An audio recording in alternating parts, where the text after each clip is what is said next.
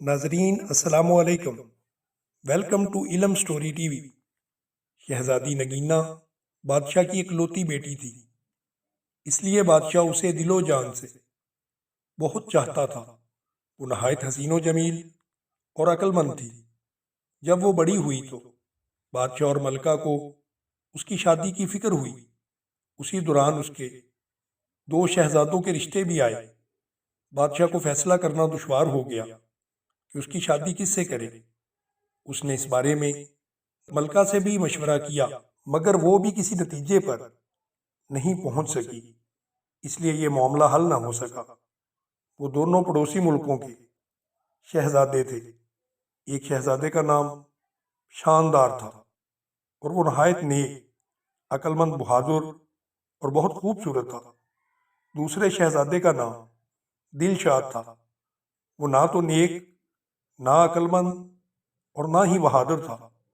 उसने चुपके चुपके दिल में सोच लिया था कि शहजादी नगीना से शादी करने के बाद कोई साजिश करके बादशाह के तख्त पर कब्जा कर लेगा। क्योंकि शादी पूरी जिंदगी का मामला होती है, इसलिए मलका ने फैसला किया कि वो इस सिलसिले में शहजादी से उसकी राय मालूम करेगी। वो जिस शहजादे को भी पसंद करेगी उससे उसकी शादी करवा दी जाएगी। जब उसने दोनों शहजादों के बारे में सारी मालूमात बताकर शहजादी नगीना से उसकी पसंद पूछी तो वो बोली, अम्मी हुजूर, आपने मेरी तरबियत कुछ इस तरह की है कि मैं अपने माँ बाप के फैसलों पर सर झुकाने वाली लड़की बन गई हूँ। आप जहाँ भी कहेंगे और जिससे भी कहेंगे मैं शादी कर लूँगी। मलका ये बात सुनकर बहुत खुश हुई। उसने शहजादी नगीना को गले से लगाकर प्यार किया और बोली, बेटी जीती रहो। तुम्हारे लिए दो शहजादों के रिश्ते आए हैं जिनके बारे में हम तफसील तुम्हें बता ही चुके हैं। हमारी समझ में कुछ नहीं आ रहा कि किसे हाँ करें और किसे इनकार करें। तुम फैसला करके हमें बता दो कि किस शहजादे से शादी करना पसंद करोगी। अम्मी हुजूर, शादी के लिए आपका जो फैसला होगा मुझे वही मंजूर होगा। शहजादी नगीना ने धीरे से अपनी बात दोहराई, कह तो रही हूं कि हमारी समझ में कुछ नहीं आ रहा। मलका ने कदरे झुंझला कर कहा। शहजादी नगीना कुछ सोच कर बोली, तो फिर ठीक है, मैं उस शहजादे से शादी करूंगी जो मेरी 3 शर्तें पूरी करेगा। वो शर्तें क्या हैं? मलका ने हैरान होते हुए पूछा।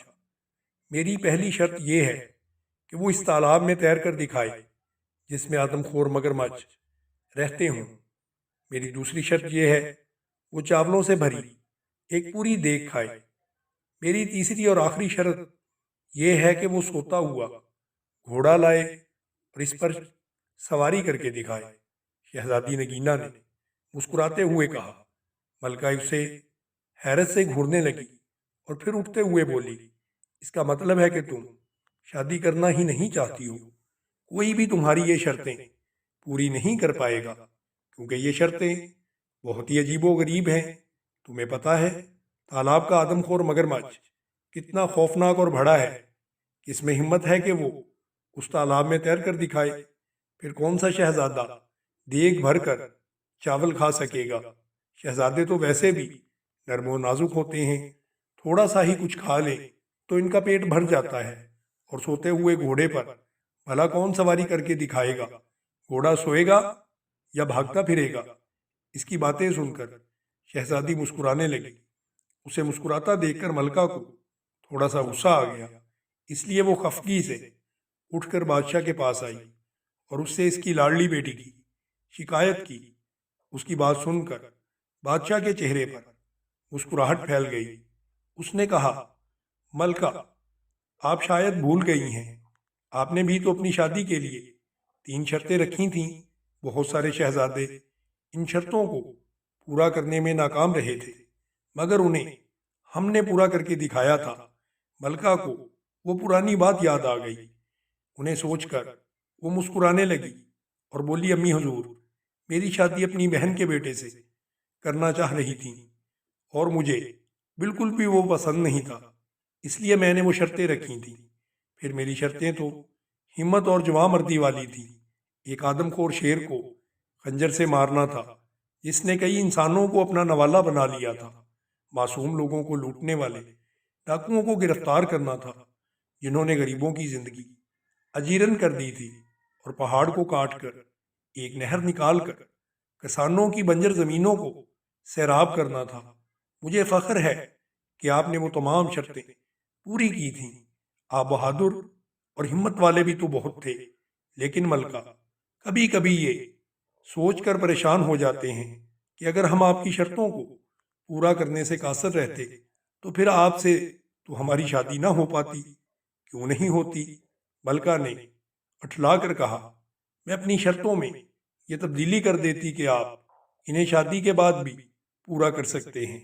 پھر کچھ دیر خاموش رہنے کے بعد وہ بولی، پہلے میری یہ سمجھ میں نہیں آ رہا تھا کہ شہزادی کی شادی کس سے کریں۔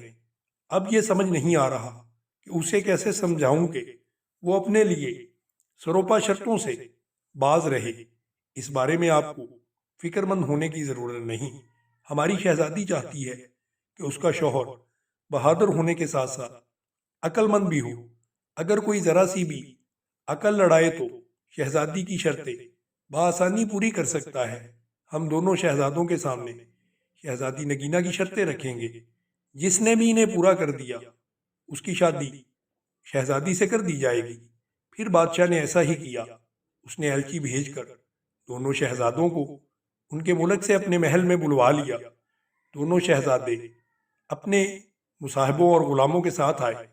بادشاہ نے سب کو شاہی مہمان خانے میں ٹھہرایا، اور ان کی خاطر و مطارد کے بعد ان کو شہزادی کی شرطیں بتانے سے پہلے ایک نظر دیکھا تو اسے شہزادہ شاندار بہت پسند آیا۔ وہ اس کی شکل و صورت اور وجاہت سے بہت متاثر ہوا تھا۔ اس کا باپ بہت اچھے طریقے سے اپنے ملک پر حکومت کرتا تھا، جس کی وجہ سے رعایا بہت خوشحال تھی۔ ملکہ کو بھی وہ شہزادہ بہت پسند آیا۔ دوسرا شہزادہ جس کا نام دلشاد تھا، دونوں کو ایک آنکھ نہیں بھایا۔ بادشاہ کو محسوس ہوا کہ وہ ایک خوش آمدید اور چاپلوس قسم کا نوجوان ہے۔ اس بات سے بادشاہ نے اندازہ لگا لیا کہ وہ نہایت چلاک اور عیار آدمی ہوگا۔ ملکہ کو تو شہزادہ شاندار اتنا اچھا لگا کہ وہ شہزادی نگینا کے پاس گئی اور اس سے بولی، بیٹی تم اپنی شرطیں واپس لے لو اور شہزادہ شاندار سے شادی کر لو۔ ایسا شوہر تو قسمت سے ہی ملتا ہے۔ اگر پہلی شرط کے دوران ہی مگرمچھ نے اسے کھا لیا تو وہ بہت برا ہوگا۔ شہزادی نگینا نے اٹل لہجے میں کہا، اگر میں اپنی شرطیں واپس لیتی ہوں تو اس میں میری بے عزتی ہے۔ شہزادہ اگر میری شرطیں پوری کرتا ہے تو ٹھیک ہے، ورنہ اپنے گھر جائے۔ ملکہ مایوس ہو کر واپس لوٹ آئی۔ دونوں شہزادوں کی ملاقات شہزادی نگینا سے کروائی۔ وہ انہیں محل سے کچھ دور جنگل کے نزدیک تالاب تک لائی اور ان سے کہا، یہ ہے وہ تالاب جس میں ایک آدم خور خونخوار مگرمچھ رہتا ہے۔ کیا آپ دونوں اس تالاب میں تیر کر دکھائیں گے؟ اس کا یہ کہنا تھا۔ اسی وقت ایک بہت بڑا مگرمچھ اپنا منہ کھولے تالاب کے کنارے پر آ گیا۔ اسے دیکھ کر شہزادہ دلشاد خوف زدہ ہو گیا اور بولا، جان ہے تو جہان ہے، میں تو اس تالاب میں ہرگز نہیں جاؤں گا۔ شہزادی کی دوسری شرطیں بھی بہت سخت ہیں۔ دیگ بھر کر چاول تو کوئی دیو ہی کھا سکتا ہے، اس کے علاوہ میں سوتا ہوا گھوڑا کہاں سے لاؤں گا اور اس پر سواری کیسے کروں گا؟ میں تو چلا، مجھے نہیں کرنی یہ شادی۔ یہ کہہ کر وہ چلا گیا۔ اس کے جانے کے بعد شہزادہ شاندار بولا، شہزادی صاحبہ، کل میں آپ کو اس تالاب میں تیر کر دکھاؤں گا۔ رات ہوئی تو اس کے ساتھ آئے ہوئے غلاموں اور تالاب میں ایک بڑا سا جال ڈال کر مگرمچھ کو پکڑ لیا اور دور ایک دریا میں چھوڑ آئے۔ اگلی صبح ملکہ بادشاہ اور شہزادی نے دیکھا کہ شہزادہ مزے سے تالاب میں تیرتا پھر رہا ہے۔ شہزادی نے پوچھا، اس مگرمچھ کا کیا ہوا؟ وہ کہاں پر ہے؟ اسے میں نے پکڑوا کر دریا میں چھڑوا دیا ہے۔ آپ کی پہلی شرط میں نے پوری کر دی ہے۔ مجھے امید ہے کہ آپ اس بات پر اعتراض نہیں کریں گی کہ میں نے مگرمچھ کو دریا میں کیوں چھڑوایا۔ آپ کی شرط صرف دریا میں نہانے کی تھی، مگر مجھ سے لڑنا نہیں۔ شہزادے نے تالاب سے باہر آتے ہوئے کہا۔ ملکہ نے کہا، یہ بات حیرانی سے سن کر بادشاہ بھی مسکرانے لگا۔ شہزادی نے کہا، بالکل ٹھیک شہزادے، آپ کی شرط پوری ہو چکی ہے۔ میری شرط ہی یہ تھی کہ آپ تالاب میں تیر کر دکھائیں۔ میں آپ کی ذہانت کی قائل ہو گئی ہوں۔ دوپہر ہوئی تو شہزادی نگینہ نے کہا، شہزادے آپ مجھے دیگ بھر کر چاول کھا کر کب دکھائیں گے؟ شہزادے نے کہا، ابھی تھوڑی دیر بعد۔ یہ کہہ کر شہزادے شاندار نے کھڑکی سے باہر جھانک کر دیکھا۔ اس کا ایک مصاحب 2 غلاموں کے ساتھ لمبے لمبے ڈھگ برتا ہوا محل کی طرف آ رہا تھا۔ شہزادہ شاندار بادشاہ سے اجازت لے کر باہر نکلا اور اپنے مصاحب سے کچھ چیز لے کر جیب میں رکھی اور اسے واپس آ گیا۔ اتنے میں ملازموں نے دسترخوان چن دیا۔ وہ اپنے ساتھ چاولوں کی ایک بڑی سی دیگ بھی لے کر آئے تھے، جسے انہوں نے دسترخوان کے بیچوں بیچ رکھ دیا۔ دیگ کو دیکھ کر بادشاہ کے چہرے پر فکر مندی کے آثار نظر آنے لگے۔ کیوں میاں صاحبزادے، آپ کھائیں گے دیگ بھر کے چاول؟ ایک دیگ کیا، میں تو 2 دیگیں بھی کھا سکتا ہوں۔ یہ کہہ کر شہزادہ شاندار نے اپنی جیب سے ایک نہایت چھوٹی سی دھاتی دیگ نکالی، جو اس کے ملازم بازار سے خاص طور پر بنوا کر لائے تھے۔ اس نے اسے چاولوں سے بھرا اور شہزادی نگینہ کے سامنے پوری دیگ چٹ کر گیا۔ شہزادی صاحبہ، آپ کی دوسری شرط بھی پوری ہو گئی ہے۔ میں نے دیگ بھر کر چاول کھا لیے ہیں۔ اس کی بات سن کر شہزادی نگینہ ہنس ہنس کر لوٹ پوٹ ہو گئی۔ بادشاہ نے ملکہ سے کہا، بیگم اب اپنی بیٹی کی شادی کی تیاریاں شروع کر دو۔ مجھے تو یوں لگ رہا ہے یہ شہزادے میاں تو سوتے ہوئے گھوڑے پر بھی سواری کر کے دکھا دیں گے۔ شام کو بادشاہ، ملکہ اور شہزادی نگینہ اپنے باغ میں چہل قدمی کر رہے تھے۔ اچانک انہوں نے شہزادہ شاندار کو ایک گھوڑے کے ساتھ آتے ہوئے دیکھا۔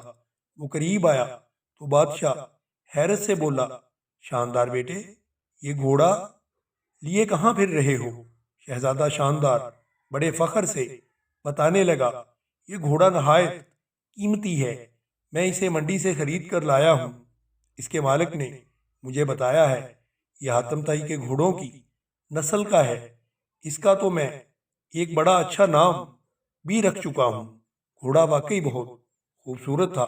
شہزادی نگینہ کو بھی بے حد پسند آیا۔ اس کا رنگ ہلکا تھا اور اس کی گردن پہ بڑی چمکدار عیال موجود تھی۔ شہزادے، کیا نام رکھا ہے آپ نے اس کا؟ اس نے بڑے اشتیاق سے پوچھا۔ شہزادی صاحبہ، میں نے اس کا نام رکھا ہے سوتا ہوا گھوڑا، کیونکہ یہ میرا گھوڑا ہے اور میں اس کا اپنی مرضی سے نام رکھوں گا۔ گھوڑا میرا ہے تو مرضی بھی میری چلے گی۔ اب میں آپ کو سوتے ہوئے گھوڑے پر سوار ہو کر دکھاؤں گا تاکہ آپ کی تیسری شرط بھی پوری ہو سکے۔ یہ کہہ کر شہزادہ شاندار رکاب میں پاؤں رکھ کر گھوڑے پر سوار ہو گیا اور ایڑ مار کر اسے دوڑاتا ہوا باغ کا ایک چکر لگا کر دوبارہ وہیں پر آ گیا۔ سب لوگ یہ دیکھ کر بہت ہی حیران تھے کہ شہزادے نے کتنی آسانی سے شہزادی کی تمام شرطوں کو پورا کر دیا تھا، اور وہ بہادر ہونے کے ساتھ ساتھ ایک عقل مند انسان بھی تھا۔ اور ملکہ نے بھی خدا کا شکر کیا کہ انہیں ایک ایسا شہزادہ مل گیا ہے جو ذہین ہے، عقل مند ہے اور اس کے ساتھ بہادر بھی ہے۔ اس کی باتیں سن کر بادشاہ اور ملکہ نے سکھ کا سانس لیا۔ تھوڑے دنوں کے بعد دونوں کی خوب دھوم دھام سے شادی کی گئی اور وہ ہنسی خوشی اپنی زندگی کو گزارنے لگے۔